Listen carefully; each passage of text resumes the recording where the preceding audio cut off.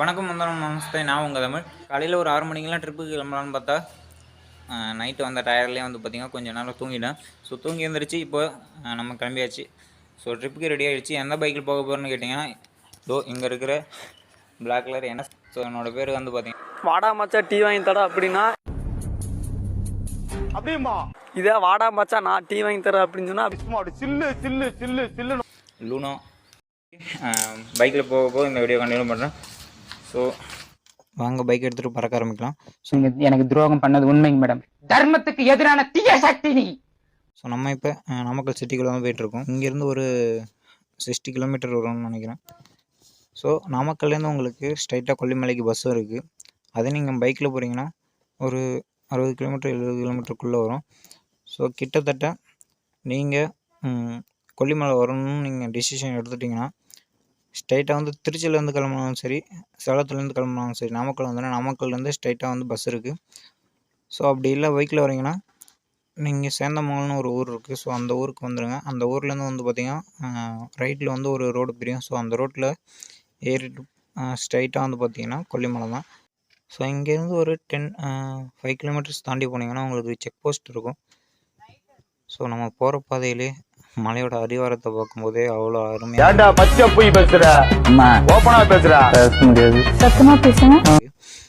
எப்படியோ ஒரு வழியாக என்ட்ரன்ஸுக்கு வந்தாச்சு.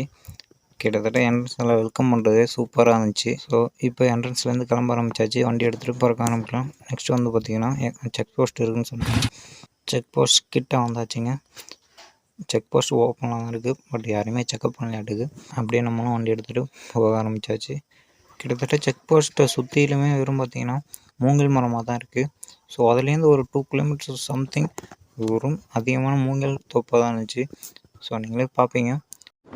ஸோ அங்கே இருக்கிற மூங்கி தோப்புலாம் பார்த்திங்கன்னா அவ்வளோ அழகாக இருந்துச்சு. ஸோ அதெல்லாமே தாண்டி போயிட்டே இருந்தோம். ஸோ இப்போ பார்த்திங்கன்னா மலையில் ஏற ஆரம்பித்தாச்சு. ஸோ இந்த மூங்கி தோப்பு முடிஞ்சதுக்கப்புறம் பார்த்திங்கன்னா ரோட்டில் ரைட் சைடு லெஃப்ட் சைடு 2 பக்கமுமே காட்டு தீயில் வந்து பார்த்திங்கன்னா எல்லா மரம் செடி கொடி எல்லாமே தீயில் கருவிடுச்சு.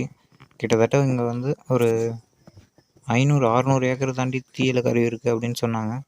ஸோ நாங்களும் வந்து பார்த்திங்கன்னா ஸோ ரெண்டு சைடும் வந்து அந்த தீ எரிஞ்சதை வந்து பார்த்துக்கிட்டே போகணும். காட்டு தீயில் வந்து பார்த்திங்கன்னா கிட்டத்தட்ட 5 கிலோமீட்டர்ஸ் வரைக்கும் இந்த காட்டு தீ பரவி எரிஞ்சதுன்னு சொன்னாங்க. நாங்களும் பார்த்துக்கிட்டே போகிறோங்க. ரொம்ப தூரம் வரைக்கும் எரிஞ்சிருக்கு. கிட்டத்தட்ட ரோட்டில் 2 சைடுமே எரிஞ்சிருக்கு.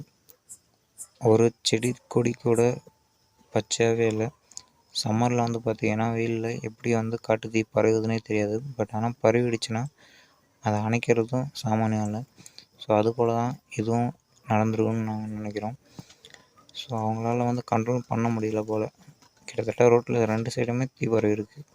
ஸோ ரோட்டில் போகிறப்ப எந்த ஒரு விலங்குகளுக்குமே நம்ம உணவளிக்க கூடாதுன்னு இந்த போர்டில் போட்டிருக்காங்க. ஸோ எதனாலும் தெரியலங்க இப்படி போட்டிருக்காங்க. மோஸ்ட்லி வந்து பார்த்திங்கன்னா குரங்குங்க எல்லாமே இந்த கட்டையில் தான் உட்காந்துருக்கு. ஒயிட் கலரில் பார்த்திங்கன்னா நாங்கள் ஒரு இடத்துல உட்காந்து ரெஸ்ட் எடுக்கலாம்னு சொல்லிட்டு உட்காந்துருந்தோம். அந்த கட்டையில் வந்து பார்த்திங்கன்னா ஒரு 2 குரங்கு உட்காந்துருந்தது. நாங்களும் எங்கள் கையில் வந்து பிஸ்கட் இருந்துச்சு. ஸோ அந்த பிஸ்கட் கொடுக்கலான்னு கூப்பிட்டோம் பாருங்க. ஒரு குரங்கு கடிக்கிறதுக்கு துரத்திட்டே ஓடியாந்துருச்சு. இந்த உடம்பு எதுவும் தாங்குற உடம்பு, நல்லா ஃபைல் வேலை செஞ்ச உடம்பு இது. பார்த்த உடனே ஜர்க்கான உடனே பைக் எடுத்துகிட்டு திரும்பவும் கிளம்பியாச்சுங்க. ஸோ பிஸ்கட்டை வந்து அந்த கட்டையிலே வச்சுட்டு வந்துட்டோம். நம்ம இது வரைக்கும் பைக்கில் 9வது ஹேர்பன் கொண்டை ஊசி வழியை வந்து தாண்டிட்டோம். கிட்டத்தட்ட இந்த கொல்லிமலை தான் பார்த்திங்கன்னா தமிழ்நாட்டிலே 72 கொண்டை ஊசி வலைகளை கொண்ட ஒரு மலைத்தொடர். நாங்களும் வந்து பைக் ரைட் பண்ணதில் இவ்வளோ அட்வென்ச்சரான பிளேஸ் வந்து பார்த்திங்கன்னா இந்த கொல்லிமலை தான். நீங்களும் கண்டிப்பாக இந்த கொல்லிமலைக்கு ஒரு டைம் விசிட்டாக போடுங்க.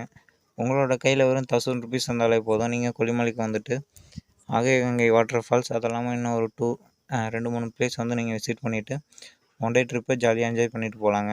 உங்களோட ஃப்ரெண்ட்ஸ் அண்ட் ஃபேமிலிஸோடு வர்றதுக்கு இது வந்து சூப்பரான பிளேஸு. ஸோ சம்மர் டைமில் கொஞ்சம் ரொம்பவே வெயில் அடிக்குது. அதெல்லாமல் வந்து பார்த்திங்கன்னா அந்த பச்சை பசலுங்கிற அந்த ஒரு இதுவும் கொஞ்சம் கம்மியாக தாங்க தெரியுது. நீங்கள் கண்டிப்பாக வந்து இந்த சம்மர் சீசன் முடிஞ்சதுக்கப்புறம் இங்கே கொல்லிமலை ட்ரிப் வந்தீங்கன்னா ஒரு சூப்பரான வைப்பு கிடைக்கும். ஸோ உங்களுக்கு அடிவாரத்துலேயே உங்களுக்கு தேவையான திங்ஸ் எல்லாமே வாங்கிக்கோங்க. தண்ணி பாட்டில், என்னென்ன எமர்ஜென்சி பொருள் எல்லாமே வாங்கிக்கோங்க. ஏன்னா அடிவாரத்துலேருந்து உங்களுக்கு மலை 26 கிலோமீட்டர் வரைக்கும் எந்த ஒரு கடைகளுமே இருக்காது. ஸோ அதனால தான் சொல்கிறேன். உங்களுக்கு மலை மேலே ஏறினதுக்கு அப்புறம் தான் எந்த பொருளாக இருந்தாலும் வாங்க முடியும். ஸோ கீழே உங்களுக்கு தேவையான திங்ஸ் எல்லாமே மேலே ஏற ஆரம்பிச்சிருங்க. நானும் பார்க்குறேங்க, இந்த லாரிக்காரன் ரொம்ப நேரமாக நம்மளை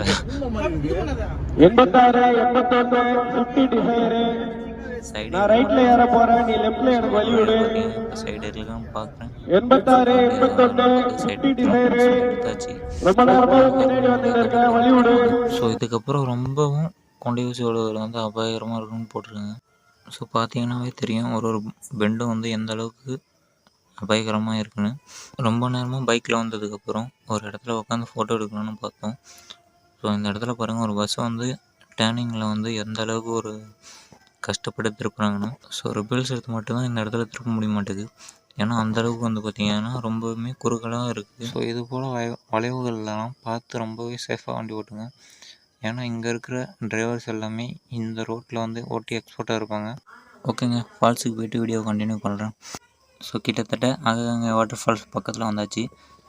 ஸோ இன்னும் கொஞ்சம் தூரம் தான் இருக்கும். ஸோ வாட்டர் ஃபால்ஸுக்கு வந்ததுக்கப்புறம் என்ட்ரன்ஸ் ஃபீஸ் வந்து பார்த்திங்கன்னா ஒரு ஆளுக்கு 30 ரூபா வாங்கினாங்க. ஸோ டோட்டலாக 2 மெம்பர்ஸ் வந்தோம். ஸோ 2 பேருமே டோக்கன் வாங்கிட்டு ஸ்ட்ரைட்டாக நடக்க ஆரம்பித்தாச்சு. இங்கே இருக்கிற ஸ்டெப்ஸ்லாம் வந்து பார்த்திங்கன்னா ரொம்பவே வந்து பார்த்திங்கன்னா செங்குத்தாக இருக்குங்க. ஸோ நடக்கவே ரொம்ப கஷ்டமாக இருந்துச்சு. கிட்டத்தட்ட இங்கேருந்து அருவிக்கு ஒரு 3 கிலோமீட்டர் 2 கிலோமீட்டர் வந்து பார்த்திங்கன்னா நடந்தே போகணும்.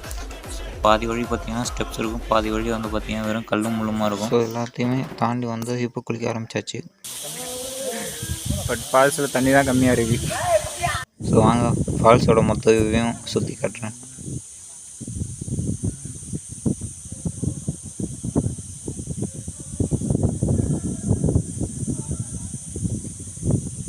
ஸோ இதாங்க, வாங்க குளிக்க போகலாம். மாறி மாறி மழையடிக்க மனசுக்குள்ள கொடை பிடிக்க கால்கள் நாள். ஃப்ரெண்ட்ஸ், இந்த கல் பார்த்தீங்கன்னா ஒரே கல், கிட்டத்தட்ட தஞ்சாவூர் பெரிய கோயிலில் இருக்க லிங்கத்தை விட இது பெரிய சைஸில் இருக்குது. பார்த்தீங்கன்னாலே தெரியும். ஃபுல்லாக காட்டுப்போம். பார்த்தீங்களா, செம்மையாக இருக்குது. பட் ஆனால் வின்டர் சீசனில் வாங்க, சம்மர் சீசனில் வந்துடாதீங்க. ஓகேவா? அப்படி வந்தீங்கன்னா ஸோ இங்கே இருக்கு, இப்போ இங்கே ஊற்றிட்டு இருக்க மாதிரி தான் தண்ணி. ஸோ அந்தளவுக்கு வராது. பட் அதே கொஞ்சம் நல்லா நார்மல் டேஸில் வந்தீங்கன்னா சூப்பராக இருக்கும். தண்ணி அதிகமாக வந்துகிட்டு இருக்கும். ஓகேங்களா? So thank you friends. நெக்ஸ்ட்டு வந்து நம்ம